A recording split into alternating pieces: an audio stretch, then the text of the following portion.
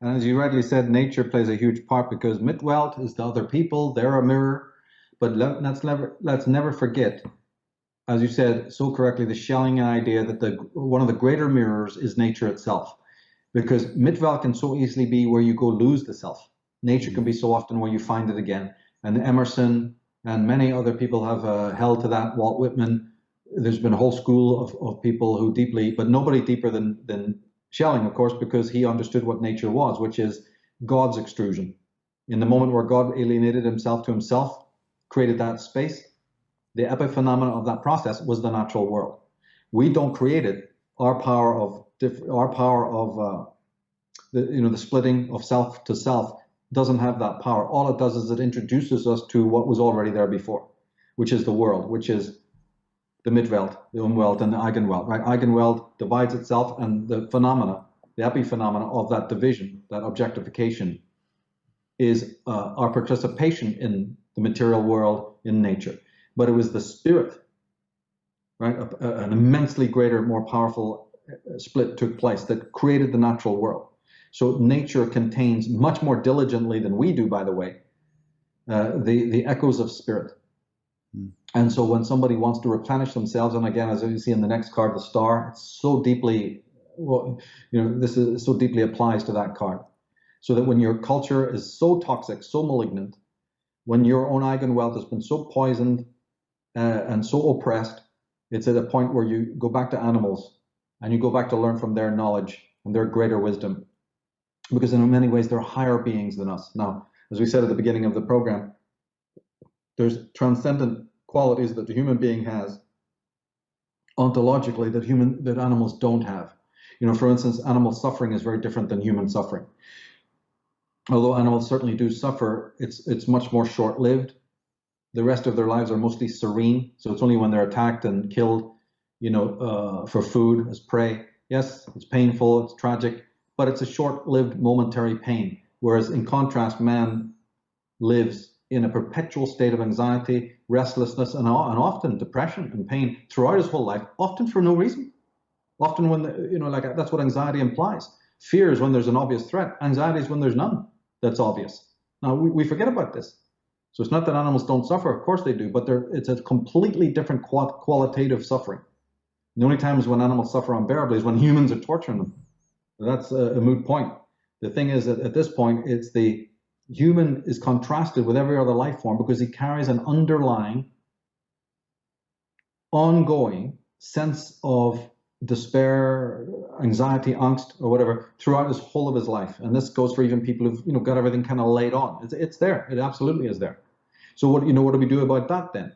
Well, so in those situations when the culture and the inner being just don't seem to be able to find a way out the swing door, and in order to try and find the healing, your mind is racing so bad that you make yourself sicker trying to get well, guess what the panacea is? It's nature. Nature is where you go when all the other things fail and the smudge of the human is just overwhelming, and everywhere you turn it's the human again, the human world with its fixes and its bromides and its problems, and then finally you say, enough. And we've spoken about this throughout the series.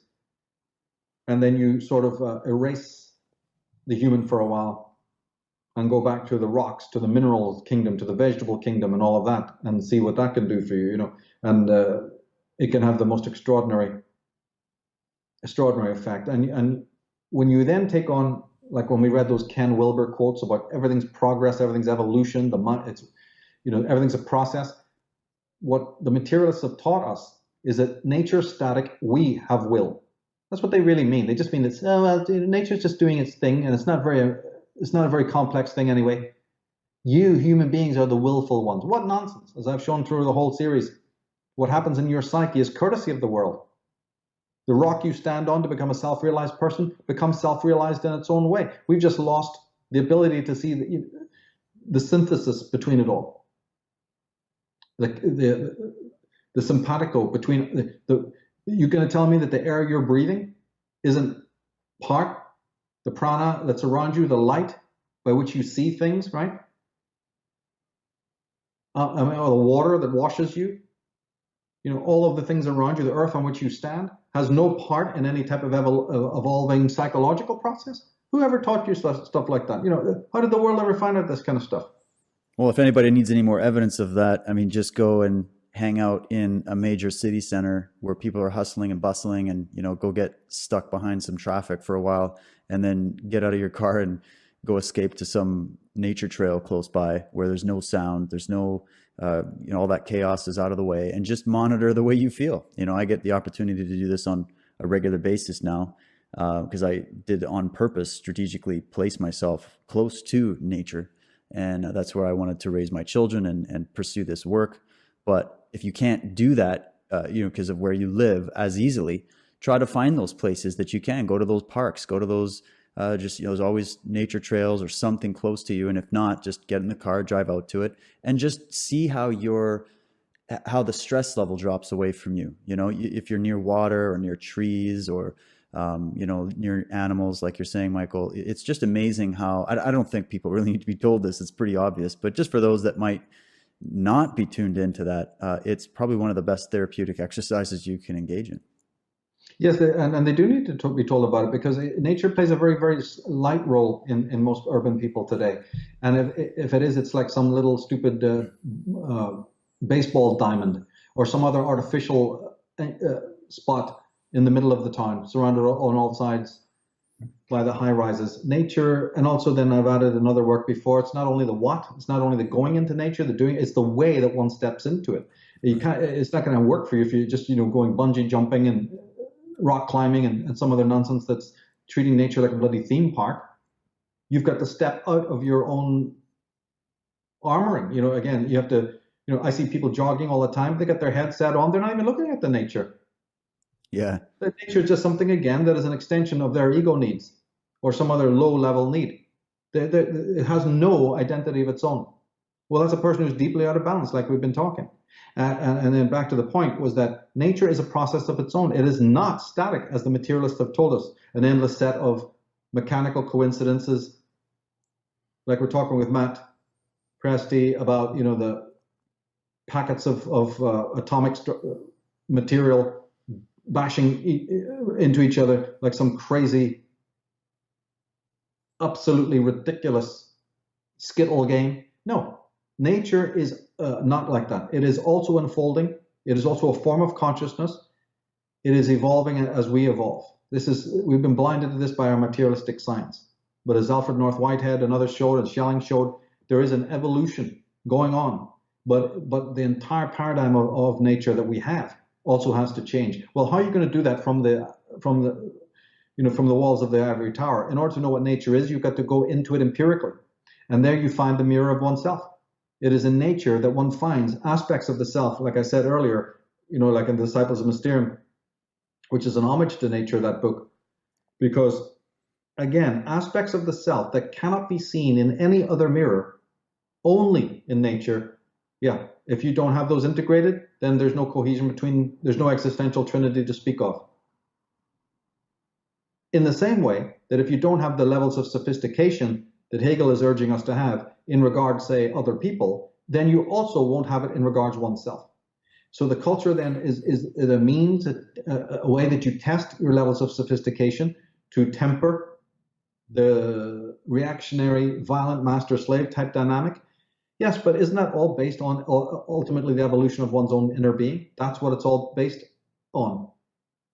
And also, by interacting correctly with the society and with the culture and then with nature, it develops our way of seeing. See, that's what it's all about. It's ways of seeing that are now more perceptive, far more deep. Also, if you tie in the shadow work, then you are bringing together a balance of the biotic, the body, the somatic, with the psychic. And that then takes you up so that now when the Geist wants to speak to you, when the voice of Logos is closer to you, you're able to hear it. So you don't go crazy, you don't go mad. Because the toxic person who thinks he can find the back door to God, that's what the tower is showing you. You won't go further anywhere there either. So this goes for your religious types or your people who've got a very wrong understanding of how they get in contact with the spirit. And in that sense, yes, the tower is phallic. And the tower is vertical in the negative way, and is brittle, and has weak foundations, is unnatural. And at that point, a society, a culture, or an individual will have to be taught. So it's all based on these Schellingian Hegelian ideas that everything is in opposition, and that opposition is good. Everything is dualistic. The brain is dualistic, nature is dualistic, the universe is dualistic. Even the tree of life, you've got two pillars, the central pillar attempting to harmonize always showing you that life, existence itself is a dualistic, and that dualism is perfectly correct. It's an intrinsic property of all existence. And it has to be that way. It's not like in the East where they demonize it and try to show you that there's something anti-spiritual about dualism. That's why the West has never been able to understand any of that stuff, because the West is smarter. They know it's bullshit, right? The dualism is an ontological fact of life. And in the friction of those two things, the greater is born. Because as Hegel so rightly shown, the dualism is not about two oppositions. It's about a thing internal to a thing. The antithesis, its origin was contained within the thesis. It's an aspect of oneself that is in tension or strife that becomes then the antithesis. But it's born within. It is not an external. And then, like Jung had said, now that you have to develop a skill, which is ultimately the dialectic, but as you get to that level of being able to handle, what do I do with this tension? He wasn't the only one. There's been so many people who have addressed this issue. But how do I, now that I know that I have a tension in me, the desire to be free, but the desire to be married and have kids, or any number of other things, the need to be changing the world and successful, but shit, that brings me close up to people I really don't have any respect for and don't like. But if I want to change the world, don't I have to be in the world? Well, I'd so much rather be an individual and on my own and free and carefree, but then I have this conscience to go and help my fellow man. So all these conflicts and whatever it might be, or even on deeper levels where one has their own hang-ups and issues that they have to look into. I just love to, I've got so much to teach and I'm so clever, but I'm really scared of being on the radio, or I'm scared of getting on that platform. I fold up. I'm nervous. And all the rest of it, right? But those are internal. Then there's a certain strategy, a certain structure to the means by which we identify, isolate, and deal with that oppositional problem. And that's what Hegel was fascinated with. And he discovered a pattern. And in discovering that pattern, he found proofs for spirit, because the underlying structure isn't man-made. And if it's not man-made, it can only be of nature, or it can only be of spirit. Or guess what, Schelling said? It's both. Because nature is spirit and spirit is nature. And a problem? Yep. What happened? Materialism, positivism, utilitarianism, pragmatism, every other ism on the face of the earth to shut these Germans up, to lead mankind away from these deep, deep, deep proofs of spirit. So deep that they're even telling you that it's the anatomy of spirit itself. Man merely replicates. You have to use infantile terms like God. Okay, so what? So, all right. It doesn't matter how sophomore this is. In it is a great secret. So even if somebody has to come to it in baby steps, that's fine too.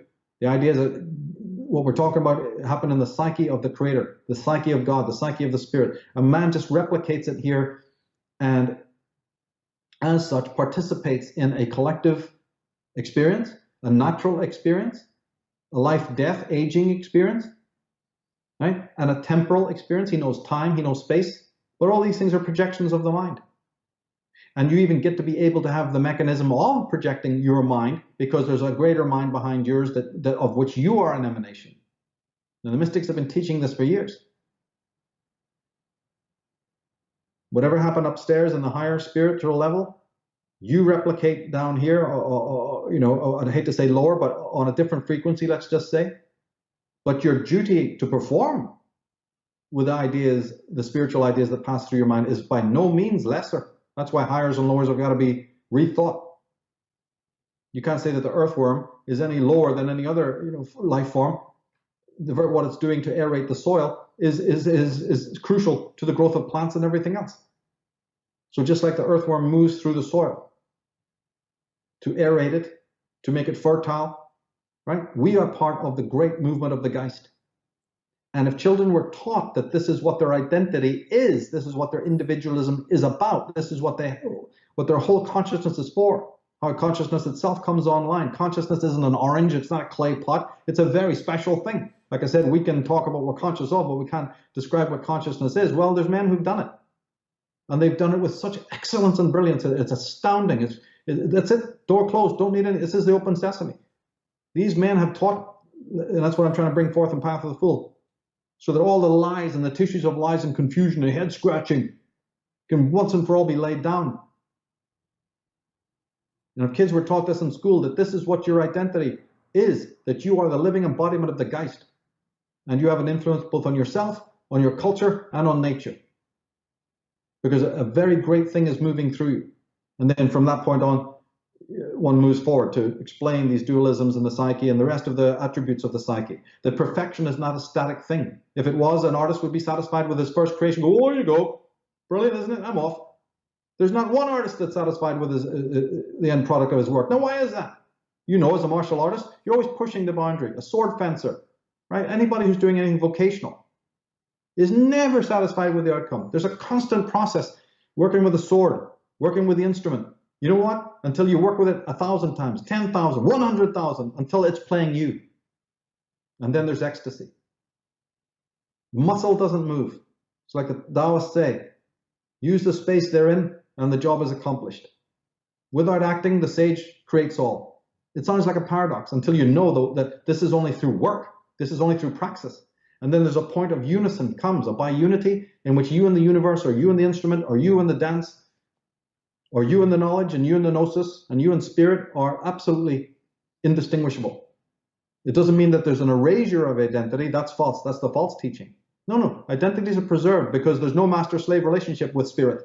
There is in the religions, and there is in the bloody scientism. The whole thing is riddled with hierarchy and filth and plagiarism and theft and stealing and smuggled in collectivism. But in the real thing, in the real Dasein, it's the wonder, it's what Heidegger talked about, the great humility that you feel when you see the glow of the morning. When you fill your lungs with that breath, and you're one with the trees. You don't even approach a tree without asking its permission. So much for your human world, and it's lies. Yes, perfection isn't static. Teach that to children. That logos itself is a complex movement, a complex order of interrelating monads. So many interactions from the dawn of what you call time that obviously man cannot be placed at the center of the universe, as humanists advocate. We can understand it to a point. We meet them halfway if we want to be generous with them. But ultimately, it's a failed experiment. Because no human consciousness could possibly know all the interactions that even happen of a single day. All the interactions between table, chair, water, glass, needle, thread. Everything you see that you call reality is a complex set of interactions and relationships.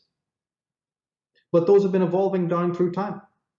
So as Alfred North Whitehead said, everything that exists came out and has an identity because of many other interactions that it had. Even if you're talking atomically, which he didn't, he had a different worldview, just like Walter Russell had a different worldview. But just for argument's sake, even the colliding atoms only became what they are because of a whole prior movement and infrastructure and interactivity. But what I'm trying to talk about is the God eye view, right? We call this program New Ways of Seeing. Well, this what we're going to say now leads you to understand is another proof of spirit. Because man cannot be the center of the universe because he simply does not have that God eye view of which is the only perspective of all perspectives, of all interactivity. There can only be one being that can have that vision of all things through all time and how each thing affected the evolution and identity of everything else. Because that's what you're looking at when you're looking at reality, is an immense kaleidoscope. We have to shut off, or what, when somebody goes left brain, right brain, they rarely define these things, and if they do, sometimes it's not totally accurate. Left brain is the ability to dilate, restrict, so that we're not overwhelmed. So even our normal modes of consciousness are ones of invisibility, as Heidegger so beautifully illustrated. Half of what we do, we're unconscious of, and we have to be. That's a normal mode of life. But the brain itself, the mind itself, different than brain, right? Left side of the brain, right side of then the mind. What is the mind? The mind is that ambient receptive, oceanic, which is imagination, or Jung called it fantasy. We can argue about the words on another day, but it's the Geist, it's the animus, right? That force, which also manifests itself as space and time, is an ever interacting chain of events, interactions, and each of those interacting monads knows, quote unquote, the other. So at some point, all identities blend. Went into this in the Disciples of Mysterium. The eagle is in the snowflake is in the eagle, because that which manifested all things brought all things into every individual thing. This is the incredible interactivity of everything. In one thing is all other things. A leaf contains the cosmos, because the bioenergy which created every single particle brought with it every other particle when it passed through to make a leaf, or make a snowflake, or to make a living thing, or even an inanimate thing. So the higher imagination, right, unlike the lower reason, sees that when it looks at a thing. When you go into nature, or you meet another human being, that's what the sages are talking about. They're saying that the eye of this kind of being, when he's looking at even the most simplest, humble thing, in it he sees all the other things. He sees it in the context. That's the right brain. That's the full mind. But that's why the Spirit, God, is the center, not man. Man is one perceiver, but his perceptions are obviously limited to that degree. Which being could possibly be the sum total of all of perspectives? We like to call it God. It's rather infantile. I prefer Spirit, animus, whatever. It really doesn't matter, since we can argue about the terms at another time. The point is, there's something to that degree, deeper, pure, more encompassing, you see, a view.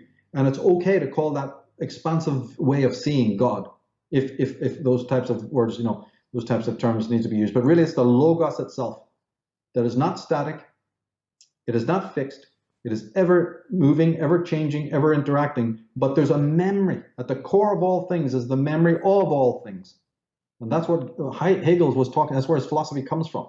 He was speaking from that perspective. My God, if we can't put men like that, their work on center stage, then who the hell are we pottering about with?